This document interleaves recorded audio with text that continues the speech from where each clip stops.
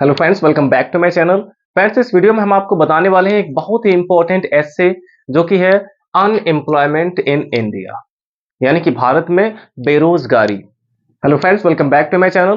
Friends, इस video में हम आपको बताने वाले हैं एक बहुत ही इंपॉर्टेंट टॉपिक पर एस्से या फिर आर्टिकल जो कि है अनएम्प्लॉयमेंट इन इंडिया।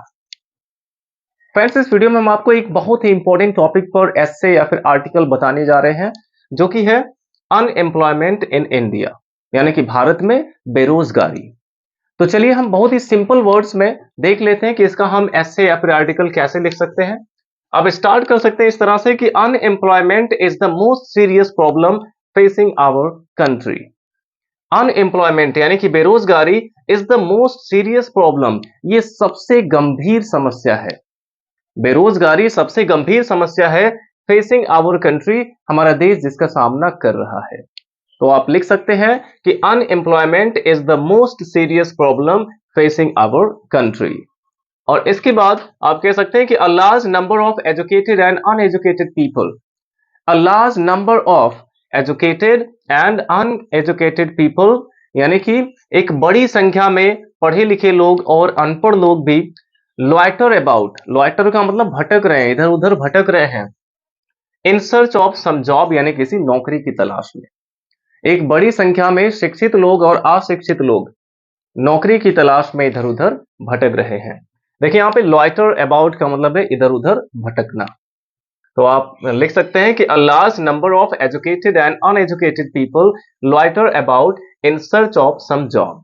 और आगे बता सकते हैं कि अनएम्प्लॉयमेंट इज एवरीवेयर, ये जो बेरोजगारी है ये हर जगह है। अनएम्प्लॉयमेंट इज एवरीवेयर, बेरोजगारी हर जगह है। इन सिटीज यानी शहरों में, टाउन्स यानी कि नगरों में, and even in the villages, और यहां तक कि गांव में भी बेरोजगारी है। The present rate of unemployment is 8.7%।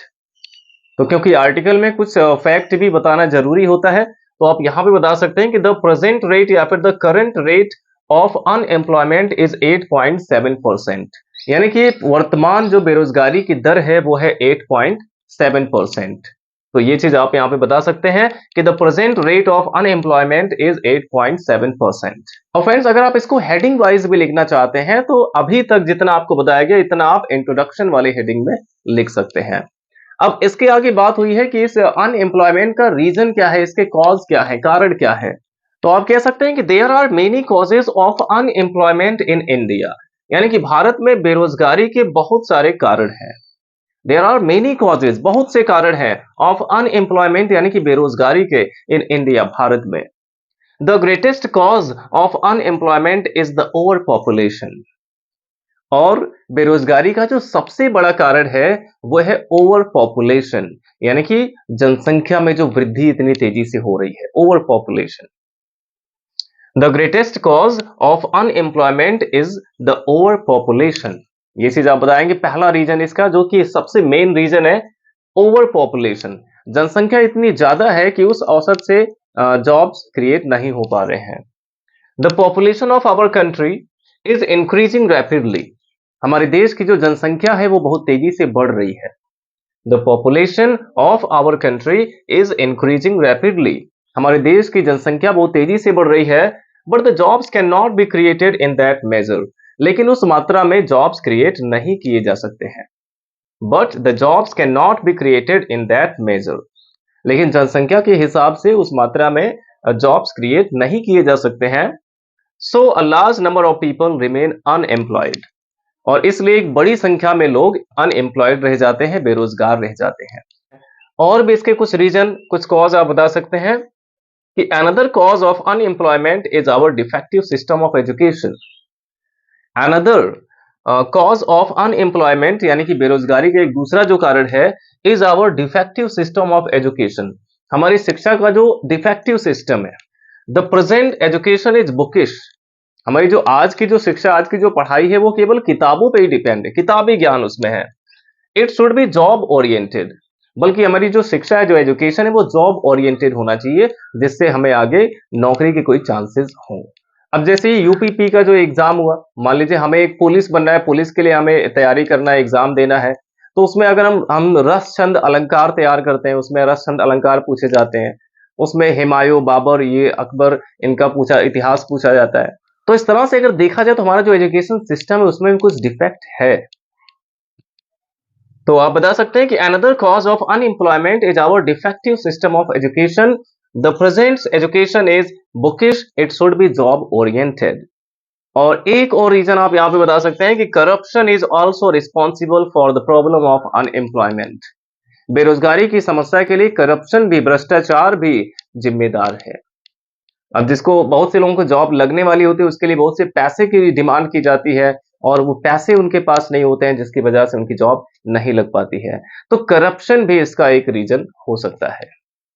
तो आई होप फ्रेंड्स इतना आपको समझ में आ गया होगा। आप चाहे तो इसका स्क्रीनशॉट ले लीजिए और इसके बाद हम इसमें थोड़ा सा और देख लेते हैं। तो फ्रेंड्स अब केवल लास्ट में आप इसमें इसके कुछ उपाय बता सकते हैं कि इसको कंट्रोल करने के लिए हम क्या-क्या कर सकते हैं। तो जैसे यहाँ पे बताया गया कि there should be a check on the rapid growth of population.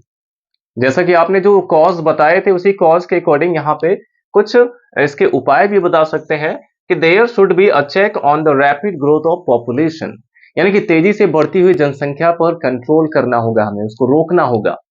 तेजी से बढ़ती हुई जनसंख्या को हमें रोकना होगा।